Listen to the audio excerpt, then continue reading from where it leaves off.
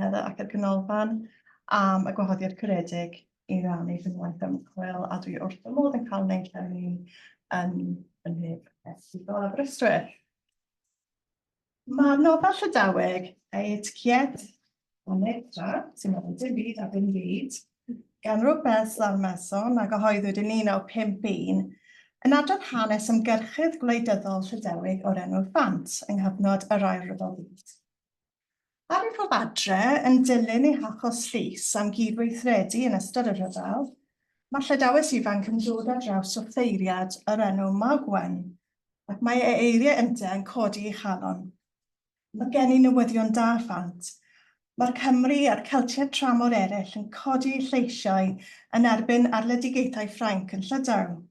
Mae hwn yn ddigwyddiad pwysig, a fydd yn gwneud iawn am ein cylledion y creulon. Rwy'n siŵr gyda chymorth ein brodyr Celtiaid y bydd yr emsaf, sef mudiad yr iaith Lydaweg, yn cael ei ailenni, ac efallai y tro hwn bydd y rhan fwyaf o bobl gyda ni.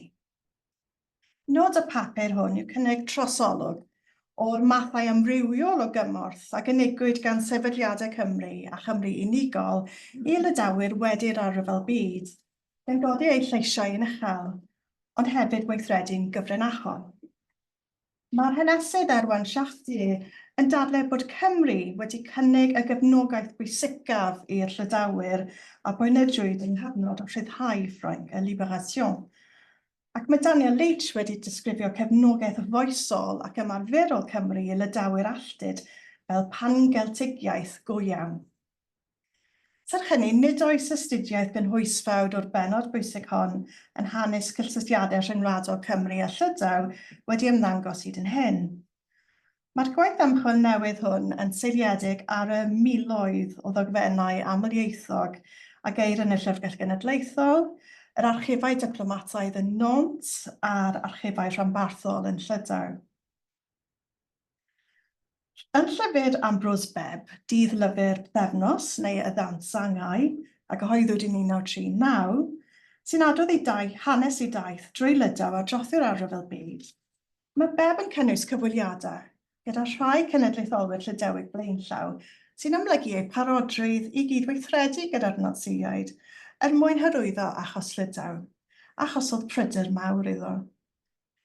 Nid oes amser heno I gynnig mwy na throsolwg cyflym o hanes cymhleth Llydaw yn ystod y rhyfel. Ar ôl I Lydaw gael ei fuddiannu gan yr Almaen Natsïaidd ym Mehefin 1940, roedd nifer o genedlaetholwyr Llydaweg yn gobeithio sicrhau mwy o ymreolaeth I Lydaw a mwy o amlygrwydd i'r iaith Lydaweg a'r diwylliant Llydaweg drwy gyllid a chefnogaeth, a gafwyd trwyweithio gyda'r meddianwyr Natsïaid a'r gyfundrefn gydweithredol Ffrainc Vichy.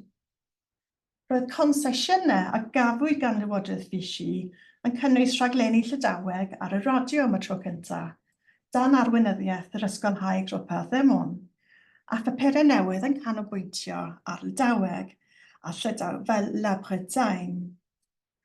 A gwelwn fan hyn, y golygydd Iawn Fweri wrth ei waith.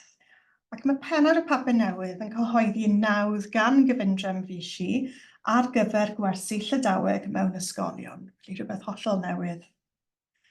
Felly cafwyd rhyw fath o ddadenu diwylliannol Llydaweg, ond dan nawdd a chymeradwyaeth y meddianwyr Natsïaidd a chyfundrefn Vichy. Manteisiwyd ar amoder meddiannaeth Natsïaidd I ganiatáu'r iaith a diwylliant Llydaweg ffynnu'n fwy rhydd nag o fewn o wladwriaeth weriniaethol Ffrenig. Yr oedd polisïau Ffrainc wedi arwain at ddirywiad sylweddol yn niferoedd siaradwyr Llydaweg gan wadu statws swyddogol yr iaith. O ran gwleidyddiaeth, yn 1942, awdurdododd Vichy greu'r Comité Consultatif de Bretagne, pwyllgor ymgynghorol Llydaw, clymblaid o gynrychiolwyr rhanbartholaidd oedd yn ceisio hyrwyddo hawliau gwleidyddol, economaidd a diwylliannol Llydaw. Roedd aelodau yn cynnwys yr achferwydd Taldir, y Marquis de l'Estourbéant, Joseph Martré a'r Abbé Perrot, gyda Iawn Fweri yn ysgrifennydd gyffredinol. Fe wnaeth y pwyllgor gyfres o argymhellion gan gynnwys dysgu'r iaith Lydaweg a hanes mewn ysgolion Llydaw, a datblygu'r prosiect Statud i Lydaw a alwodd am statws dominiwn i Lydaw. A erbyn dechrau 1944, roedd mwy na 200 comiwn Llydaweg wedi pleidleisio y blaid. Roedd gan yr ymffeiriad Abertawe un o ymweinwyr amlyca mudiad diwylliannol Llydaweg gysylltiadau agos â Chymru. Roedd yn ymweld â Chymru sawl gwaith ac yn gyfaill ei ambrosder a theulu dyfnall ymysg eraill. Yn siarad ar y rhaglen roeddwn i yno yn 1974, mae Geraint dyfnall Owen yn esbonio o'n i'n nabod yn bersonol am blynyddoedd lawer. Fe oedd pen a tharian y mudiad oedd yn ymladd dros Lydaw, dros yr iaith a dros crefydd Llydaw hefyd. Roedd yn cysylltu'r ddau beth, crefydd a Llydaw, fes a bres, lle ffydd a Llydaw. Ysbrydolwyd yr Abertawe gan Urdd Gogledd Cymru i geisio sefydlu mudiad tebyg yn Llydaw, yn cyfuno gwladgarwch a ffyddlondeb i'r Eglwys Gatholig a chafodd gymorth Sir Ifan ap Owen Edwards am gyfnod.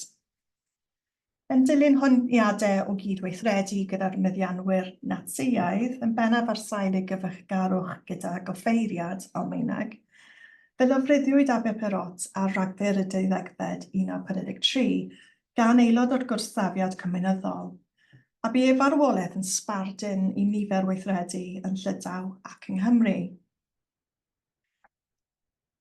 Yn dilyn llofruddiaeth yr Abertawe, ffurfwyd bezen neu uned milwrol Perot yn Ionawr 1944 dan arweinyddiaeth Celestin Lenné ac o dan adain heddlu cudd y Sicherheitsdienst.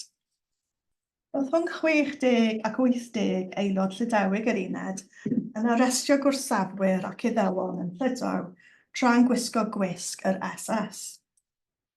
Mewn cyfweliad yn Gymraeg gyda'r gohebydd John Bevan yn 1974, disgrifiodd un o aelodau bezen Perot, Erfe neu Bob Leelocw, yr uned fel undeb pobl ifanc, dan lywodraeth Lenné, oedd yn pleidiol i ymladd dros Llydaw yn ymyl ochr yn ochr ar Almaenwyr, nid yn y byddin. Ymgiliodd yr uned i'r Almaen wrth i Lydaw gael ei rhyddhau. Dilynwyd y Libération rhyddhau Ffrainc gan gyfnod o'r enw'r Épuration, sef y glanhad, ac yn Llydaw cafodd gweithgareddau diwylliannol eu cosbi yn ogystal â rhai gwleidyddol. Cafodd cenedlaetholwyr Llydaweg amlwg ac eu llwyddwyd o gydweithio milwrol, gwleidyddol neu ddiwylliannol, y gosb eithaf, defrydau hir o garchar, neu l'indignité national, sef dirmig cenedlaethol sy'n golygu colli hawliau sifil. Arweiniodd yr amgylchiadau hyn a nifer o genedlaetholwyr Llydaweg yn ffoi cyn eu hachosion llys, yn cael cymorth i ddianc o'r carchar neu ddewis alltudiaeth wirfoddol gan geisio bywyd newydd dramor. Bu carchariad ac achos llys cyfaill amlwg i Gymru, yr awdur ac artherwydd gorsaf Llydaw, Tal Dir, neu François Jeffrenou, yn arwyddocaol wrth i genedlaetholwyr Cymreig ddechrau dod yn ymwybodol o sefyllfa'r mudiad cenedlaethol yn Llydaw, wrth y llythyrau cyntaf ddechrau cyrraedd wedi distawrwydd 4 blynedd o ryfel a sensoriaeth. Swyddog ifanc gyda llynges Ffrainc yn Llundain, daeth ar neges gyntaf i Gymru am yr hyn oedd yn digwydd yn Llydaw. Anfonodd Paul Pentel lythyr dienw i'r parch John Dyfnall Owen yn datguddio sefyllfa cenedlaetholwyr Llydaw a gyhoeddwyd yn y banner dan y teitl Trychineb Llydaw, Gormes yr Almaen a Ffrainc. Mis ddiweddarach, teithiodd Pentel i Aberystwyth i gyfarfod Dyfnallt, Saunders Lewis ac Ambrose Bebb, ar sail ei bri yn Llydaw cyn y rhyfel. Roedd tyngiad cenedlaetholwyr Llydaweg yn dechrau ennyn ymateb cryf ymysg nifer yng Nghymru, a'r cam cyntaf oedd Chodi Llais. Ysgogodd dystiolaeth dienw Pentel am y creulondeb a'r gormes a'r erlyd ar ein cefndir y Llydawiaid, ymateb cychwynnol gan y Blaid Genedlaethol yng Nghymru. Galwodd y Blaid ar ei aelodau i ysgrifennu at lys-genhadaeth Ffrainc, gan bwysleisio ei dyletswydd i wrth-dystio'r unwaith yn erbyn gwaharddiad dysgu Llydaweg a chyhoeddi yn Llydaweg a charchariad Gwlad Garwyr Llydaw. Roedd Dyfnallt oedd yn aelod y Bwyllgor Gwaith y Gyngres Geltaidd ac yn olygydd y test, yn sicr ar flaen y gad, yn ceisio codi ymwybyddiaeth am sefyllfa cenedlaetholwyr Llydaw.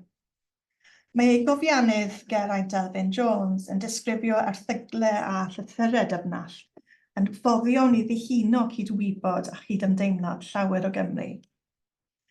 Roedd y cyfreithiwr o Wrecsam Cyril Jones a'r cenhadwr yn Llydaw J. Gerlan Williams hefyd yn chwarae rhan amlwg yn yr ymgyrch. Gan ddechrau mis Medi 1945, ymddangosodd cyfres o erthyglau beirniadol a llythyrau, yn bennaf yn y papur newydd wythnosol Banner ac Amserau Cymru dan olygyddiaeth Kate Roberts, ond hefyd papurau newydd eraill yng Nghymru fel y Tyst a'r Western Mail, a rhai yn Lloegr, megis The Spectator, News Chronicle a Liverpool Daily Post. Roedd yr erthyglau a llythyrau yn cynnwys honiadau bod rhai cenedlaetholwyr Llydaweg ac ymgyrchwyr iaith, megis François Jasprenou a Rhwydweithiau Emon, yn cael eu her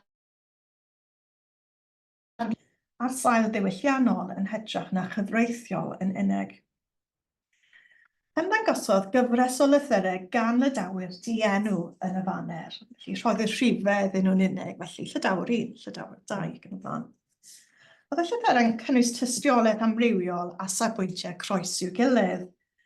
Yn wir yn sgil y gwrthweid yn yr adroddiadau, nododd even Ap Owen Edwards yn ei lythyr yn ateb ysgrifennydd yr Abbé Perrot, ei fod yn anodd iawn gwybod pwy i'w gredu.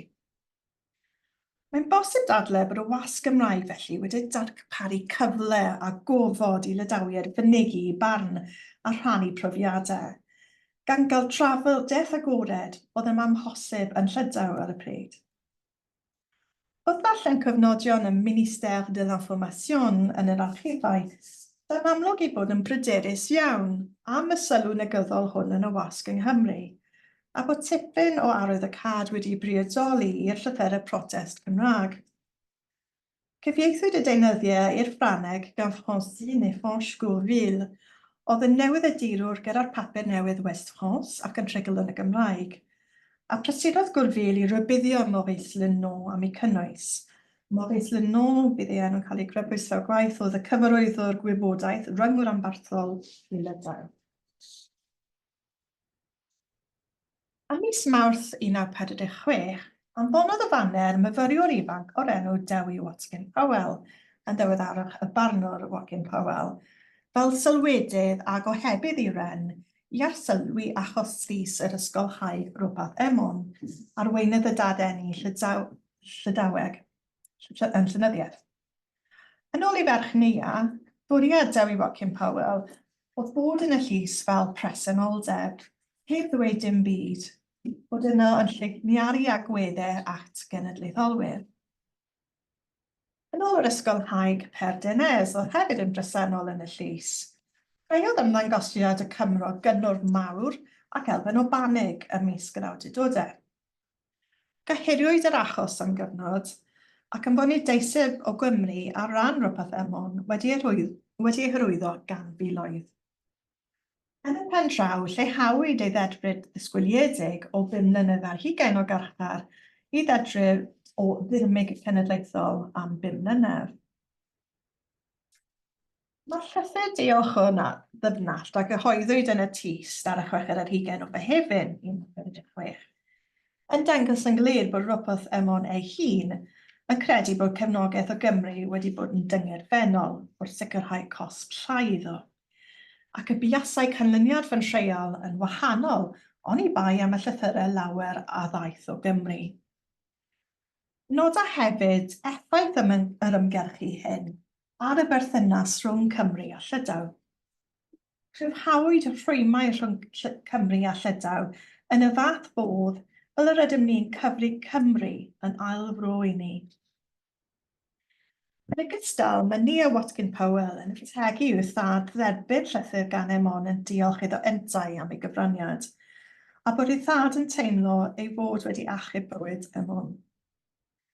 Ar y llaw arall, mae eraill fel yr hanesydd o hwnna'n Celfes yn amain nad oedd presenoldeb Powell yn y llys yn dyngerfennol, ar sail cyfnodion dau gyfarfod Powell gyda Maurice Linot.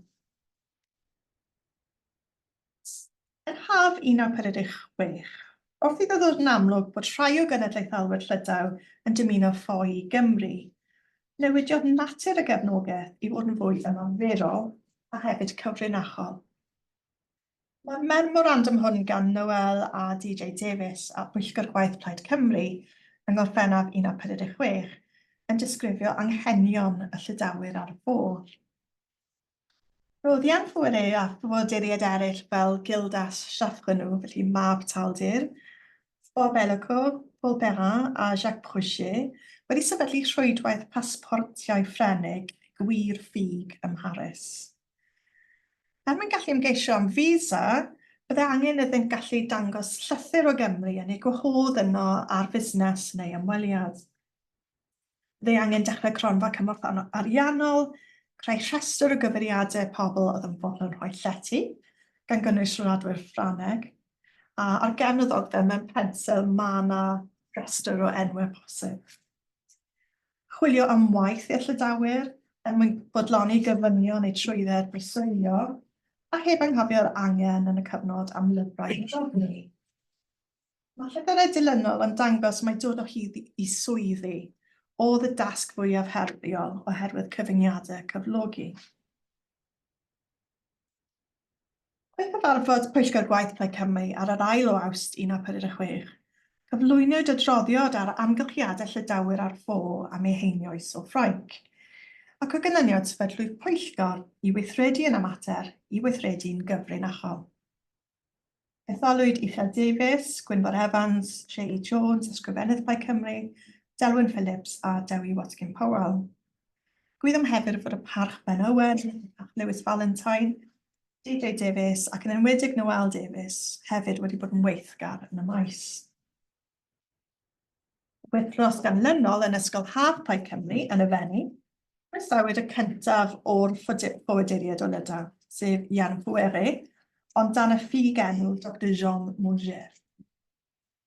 Roedd y blaid wedi gwahodd Llydawyr eraill i'r Ysgol Haf, gan gynnwys yr awdur Yuen Ollier a Raymond de la Porte, oedd yn arweinydd y Parti National Breton, ond nid oedd yn hwyl wedi llwyddo cael visa i'w caniatáu i deithio. Gofynwyd i Mauger rannu ei wybodaeth uniongyrchol o'r hyn a ddigwyddodd yn Llydaw ers ddechrau'r rhyfel, a chyfeithwyd iareth o'r Ffrangeg i'r Saesneg yn y Gwyddel Don Piat. Yn dilyn cymeradwyaeth gynnwys, casglwyd 40 pint ar bydd y Llydawyr ar Ffo, tipyn o arian rhys hynny. Roedd y fframwaith gefnogol a ddarparwyd gan yr is-bwyllgor yn cynnwys casglu a lledaenu gwybodaeth am sefyllfa Llydawyr cenedlaetholgar a'r iaith Lydaweg. Dan enw is-bwyllgor Cymru Llydaw, cychwynnwyd cylchlythyr cyhoeddus o'r enw y Breton National News Service, a chyhoeddwyd 15 rhifyn misol yn ddechrau yn Rhagfyr 1946. Y prif gyfrannwr a golygydd oedd Ian Ffwere, oedd bellach wedi sicrhau swydd yn dysgu Ffrangeg ym Mhrifysgol Abertawe ac wedi ymgartrefu yno. Anfonwyd 400 o gopïau i bapurau newydd yn y Deyrnas Unedig a thramor, roedd y cylchlythyr yn cyflwyno newyddion Llydaweg a phan Celtaidd gan ddefnyddio fframwaith ôl-wladychol, felly yn cymharu sefyllfa Llydaw gyda ymerodraeth Ffrainc. Yn yr Ysgol Haf, anogwyd Ffwere i ysgrifennu llyfr yn rhoi mwy o wybodaeth am hanes Llydaw yn ystod a wedi'r Rhyfel. Cyfeithwyd y llyfr o'r Ffrangeg i'r Saesneg gan Bob Elico, oedd newydd gyrraedd Cymru ac oedd yn aros gyda Ffwere yn Abertawe a Gwynfor Evans yn Llangadog. Cyhoeddwyd Breton Nationalism yn ddi-enw gan Blaid Cymru ym mis Ebrill 1947. a dosbarthwyd o leia 500 copi am ddim i bapurau newydd yn y Deyrnas Unedig a thramor, gan gynnwys 300 ohonyn nhw i America. Roedd cyhoeddi Breton nationalism hefyd yn gyfle i geisio ail-lenwi'r Breton Aid Funds. Felly chi'n gweld oedd tablen bach yn cael ei roi mewn gyda pob un o'r llyfrau yn gofyn am lawn. Nawr oedd y map ar y clawr wedi achosi tipyn o gynnwr yn llys genhadaeth Ffrainc. O'n nhw'n pryderu fod yn ymdebygu i fapiau geopolitig Almeinig o gyn y rhyfel, ac o'n nhw'n credu oedd e'n arwydd o gynllun sinister Naziaidd. Hefyd, yng Ngwanwyn 1947, trefnwyd galwad am amnest i'r Lydawyr gan Blaid Cymru a rwyddwyd gan 1 ar 15 o arweinwyr yng Nghymru. Mae llythyr at lys genhadaeth Ffrainc yn galw am weithgaredd dyngarol, sef adfer breintiau a rhyddid gwladol a hawl i ddychwel yn rhydd i'w gwlad i bob aelod o'r mudiad cenedlaethol a rhanbarthol a ddedfrydwyd ers Awst 1944. Mae enwau a chefndir y llofnodwyr yn dangos bod cefnogaeth i hangach i'r ymgyrch na blaid yn unig, gan gynnwys cynrychiolwyr o'r eglwysi, o fyd addysg ac yn debau llafur. Ac yn amlwg, oherwydd nad oedd gan Blaid Cymru unrhyw aelodau seneddol yn San Steffan, roedd angen dibynnu ar aelodau seneddol llafur a rhyddfrydwyr yng Nghymru a Lloegr, fel Emrys o Roberts, felly'r AS Rhyddfrydol dros Sir Feirionnydd, a Rhys Davies oedd yn aelod llafur dros West Morton. Yn ogystal â'r gwaith yma o ledaenu gwybodaeth a chodi llais, bydd Esbwyllgor Cymru Llydaw yn brysur iawn yn datblygu fframwaith a rhwydwaith lloches cudd.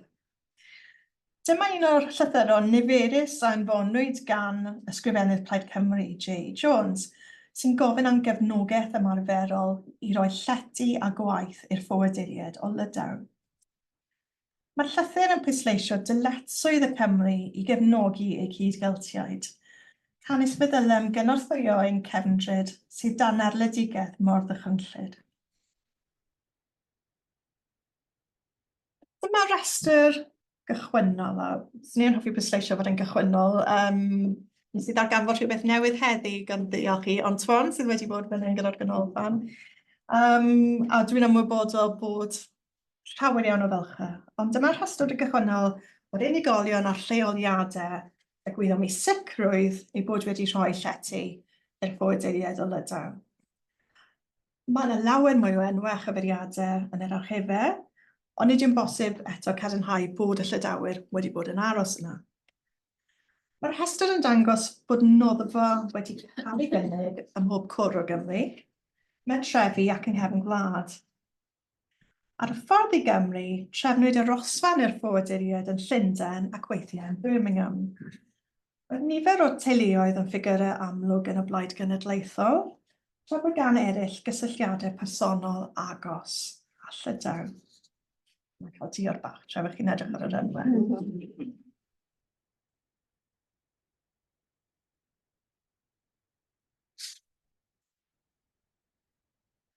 Dyma'r restr gychwynnol arall.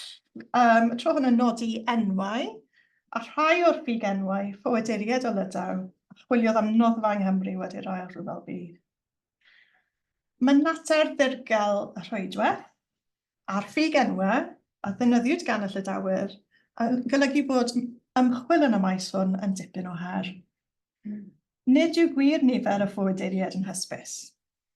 Yn enwedig y rhai y deithiodd drwy Gymru ar ei ffordd i'r Iwerddon i geisio am loches gyfreithiol. Mae Luned Phillips yn nodi i ddigyddio 5 Llydawr yn y gegin bach ar un adeg.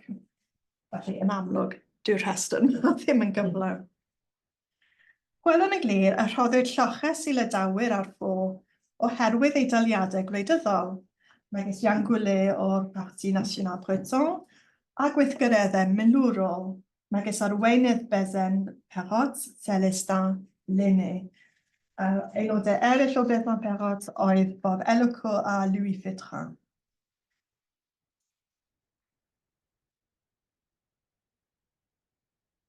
Beth sy'n drawiadol wrth i mi ddarllen y cyfnodion gan y Ministère de l'Information yn Llydaw yw pa mor ymwybodol oeddynt yn gyflym iawn o hyn oedd yn digwydd yng Nghymru ac oedd yn cael ei gyhoeddi yn y wasg Gymreig.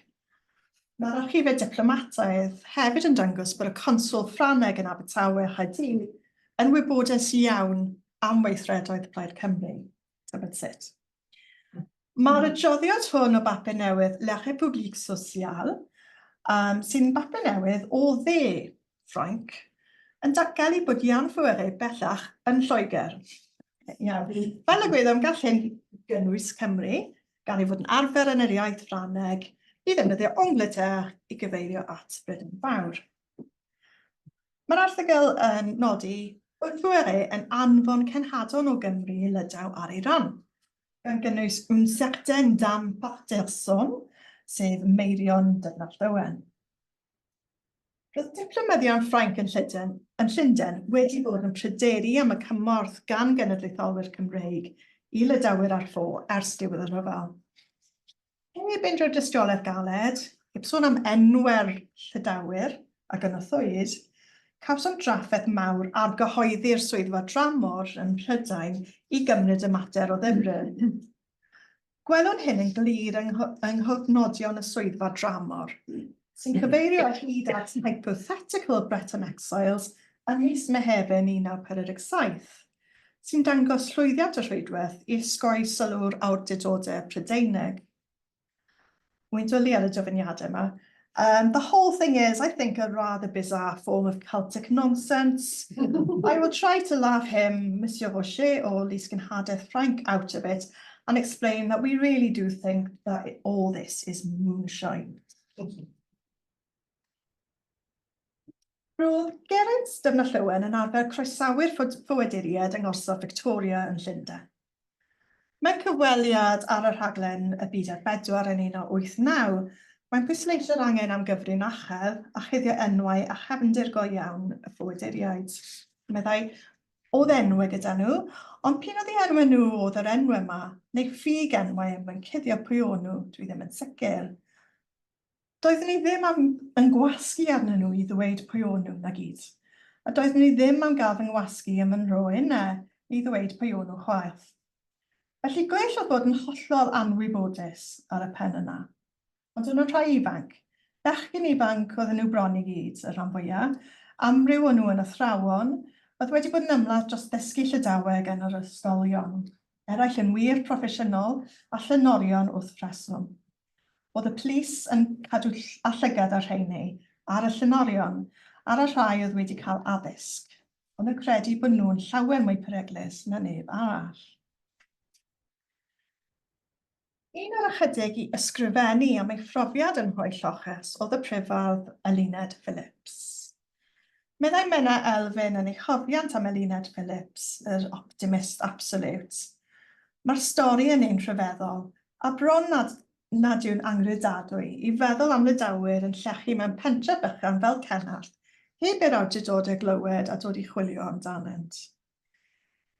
Cariad Eluned Phillips at Lydawyr charismataidd, a mae'n cyfeirio ato fel per, a'i chysylltiadau Llydawyr cyn y rhyfel, oedd yn bennaf gyfrifol am ei phenderfyniad i roi lloches i nifer Ffo wedi'r Ail o Lydaw.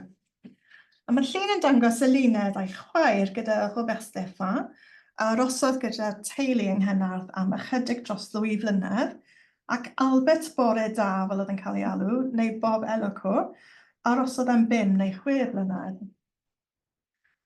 Mae hi'n gofiant Eluned Phillips, the reluctant redhead, yn cynnig trosolwg o'r rhwydwaith. In those days, I was an idealist and had the pride of a Welsh nationalist, so counted it more or less my duty to help our Breton cousins. How we got away with it has baffled me ever since.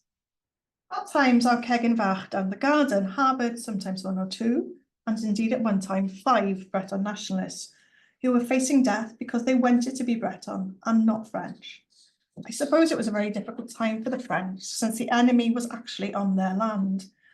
With the help of 1 or 2 trusted Welshmen, we ferried them at carefully appointed times to Ireland and safety. There was only one rule: They had, of course, to come under a feigned name and must never disclose to us their real names in case we inadvertently let slip. If the authorities ever found them, they would be returned to France and certain death. Yn ei gofiant yntau, mae Jan Fwere yn disgrifio cartref newydd Bob Eloco fel noddfa wledig ddelfrydol. Bob Eloco, mae yna amrywiaeth mawr yn yr enwau, had been able to settle more or less permanently with the Phillipses in Cenarth near Newcastle Emlyn, where he delivered in all weathers and in a handcart cans of milk from the farm where he had found refuge. Fyfyriwr yn y gyfraith oedd Eloco cyn y rhyfel. I went to visit him with Larry shortly after the latter's arrival. It was a rustic spot in a pastoral setting. The harmonious outline of green, partly wooded hills overlooked the river, alongside where the house and the buildings around it were nestled. Roedd nifer o ffoaduriaid yn cael lloches yng nghartref Gwynfor Evans yn Llangadog. Arhosodd Jan Fwere yn Wernellyn dros nifer o gyfnodau, a dath ei wraig Marie-Madeleine Fwere a 3 o'i blant I fyw yno ym mis Mawrth 1947, hyd yn nhw ar y dde. Mae Gwynfor yn awgrymu bod y risg a gymerodd aelodau'r blaid wrth roi lloches yn ddim o'i gymharu a'r perygl a wynebodd cenedlaetholwyr Llydaw. Yn siarad ar y rhaglen y byd ar 4 yn 1989, dywedodd, yna rhywfaint o beryg, ond o'n i'n falch iawn o wynebu hynny, achos roedden nhw'n cael cam, roedden nhw'n cael angyfiawnder dybryd, chi'n gwybod. Fe gafodd llawer ohonyn nhw eu lladd gan y resistance. Roedd y resistance bron I gyd yn gomunyddion, ac oedden nhw yn cael gwared ar y mudiad cenedlaethol. Dyna oedd eu uchelgais nhw. Roedden ni am eu helpu nhw gymaint byth ac y gallwn ni, wrth gwrs. Cafodd Llydawr yn defnyddio'r enw Michel Ufwa, leti gyda'r meddyg Dr Gwent Jones yn Abertawe yn Hydref 1946. Mae lythyr at J. Jones yn amlygu cyn lleied oedd rhai Llydawyr yn gwybod am eu gwesteion, eu henwau go iawn a'i gweithgareddau yn ystod y rhyfel. Jones gredu bod Ufwa yn arfer I enw cywir yn rhannu rhai o'r lleill. Ei enw mewn gwirionedd oedd Louis Fitrin, aelod amlwg o Besenferro. Gwelwn felly yr eironi wrth ddarllen geiriau Dr Jones, dywedais wrtho ein bod yn ystyried yn fraint mawr I lochesu hwynt. Mae'n oll yn fellgyn hyfryd a didwyll, ac yn barod iawn I gydweithredu â ni mor bell ac y sydd yn bosib.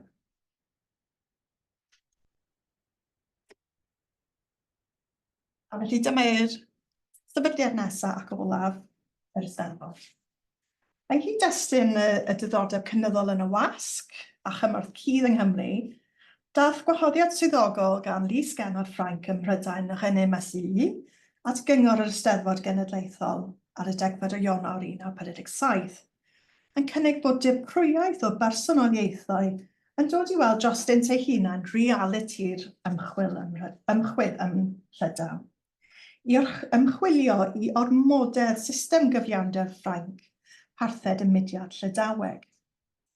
A grymwyd y syniad o ddirprwyaeth yn gyntaf gan Maurice Linnaeus, mor gynnar a Rhagfyr 1945, mwyn ceisio newid natur y sylw a roddwyd I genedlaetholwyr Llydaweg yn y wasg ym Mhrydain. Mae'r gwahoddiad i'r Eisteddfod yn cynrychioli enghraifft hanesyddol anarferol tu hwnt. Felly, gwladwriaeth Ffrainc yn gofyn I ddirprwyaeth rhyngwladol o genedl di-wladwriaeth ymchwilio I driniaeth Ffrainc o leiafrif ieithyddol. Dwi ddim yn nabod am unrhyw enghraifft tebyg. Dwi ddim yn gwybod am unrhyw enghraifft tebyg. A hynny o fewn I prif ffiniau, ac I archwilio eu hawliau ieithyddol diwylliannol a dynol. Meddai Massilier yn ei lythyr, Je suis convaincue que la visite en France de votre délégation permettra à vos représentants de dissiper les malentendus qui paraissent être créés dans l'opinion galloise au sujet de la Bretagne. A mae'n arwydd y cawl bod y ferf dissiper yn cael ei gyfieithu fel chwalu, yn y Gymraeg yn adroddiad y ddyprwyedd, felly term llawer cryfach. A mae'r cyfieithiad gan Morgan Watkin felly yn newid geiriau'r llysgennad yn rhannol, a mae'r ensyniad hwn am fwriadau propagandistaidd Llywodraeth Ffrainc mae'n gwirionedd yn tynnu sylw at fwriad propagandistaidd yr Eisteddfod. Sy'n hynny, mae'n bosib dehongli'r ymweliad fel menter y gymeradwywyd yn gyfan gwbl gan y wladwriaeth Brydeinig a Ffrenig. Roedd Eisteddfod Genedlaethol Frenhinol Cymru, fel oedd yn cael ei galw bryd hynny, yn hwylus o cyfnewid rhwng ddiwylliannol Cymraeg Llydaweg o dan argen parchus nawdd canolog y wladwriaeth. Fodd bynnag pwysleisiodd aelodau cyngor yr Eisteddfod y ddyprwyedd yn 1947 natur wahanol iawn y menter gwleidyddol hwn o'r cychwyn cyntaf, sef ymweliad i gasglu tystiolaeth trwy gyfarfodydd preifat gydag unigolion dethol. Nododd y cyngor sawl amod cyn derbyn y gwahoddiad, gan gynnwys a rhyddid i gynnal ymchwiliad heb unrhyw ffiniau i addysg ddiwylliannol ac iaith yn Llydaw, siarad gydag arweinwyr Llydaweg heb wyliadwriaeth o unrhyw fath. Yn ei llythyr derbyn at Masili, mae'r cyngor yn diffinio ei hun fel gwarcheidwad ac amddiffynwr diwylliant Cymru. Ac maen nhw'n awgrymu byddai'r ddyprwyedd yn mabwysiadru rôl amddiffynol debyg ar gyfer diwylliant Llydaweg. Roedd yn cydnabod hawl i erlyn cydweithredwyr, ond yn mynegu pryderon bod Llydawyr yn cael eu herlyd am resymau diwylliannol neu am amddiffyn delfrydau Llydaweg, a'i herlyd am y rhesymau hyn yn unig. Roedd y llythyr derbyn hefyd yn rhywbyddio y byddai'r ddyprwyedd yn cael ei ystyried yng Nghymru fel cynrychiolwyr swyddogol y genedl Gymreig, ac oherwydd byddai wedi disgwyl adroddiad llawn o'r canfyddiadau. Ar ôl derbyn y gwahoddiad, teithiodd dipprwyaeth o 8 o bwysigion diwylliannol ac academaidd amlwg o Gymru i sawl lle yn Llydaw rhwng yr 11 o Ebrill a'r 1 o Fai 1947. A term Harvard Gregory, y diweddar Harvard Gregory yw yr hoelion 8. Arweinydd y ddyprwyedd oedd yr athro W. J. Griffith, Llywydd yr Eisteddfod a aelod seneddol dros Brifysgol Cymru. Penodwyd cynnan yn ysgrifennydd, a'r athro Morgan Watkin oedd yn gyfrifol am y gwaith cyfieithu. Oedd Morgan Watkin yn ewythr ar Dewi Watkin Powell ac yn ddylanwad mawr yna. Aelodau eraill y ddyprwyedd oedd Dyfnallt, Tia Hughes, Morris Jones, Crwys ac Emyr Williams. Yn ogystal, o'n yn cael ei hedrwng ar draws Llydaw gan y Cymro Harvard Gregory, oedd yn dysgu Saesneg yn dino ar y pryd, a Xavier Trelw, oedd yn gynghorydd, yn athro ac yn bwysicaf yn wrthsafwr golaidd. Felly, sa'n siŵr am heb y wyliadwriaeth o unrhyw fath.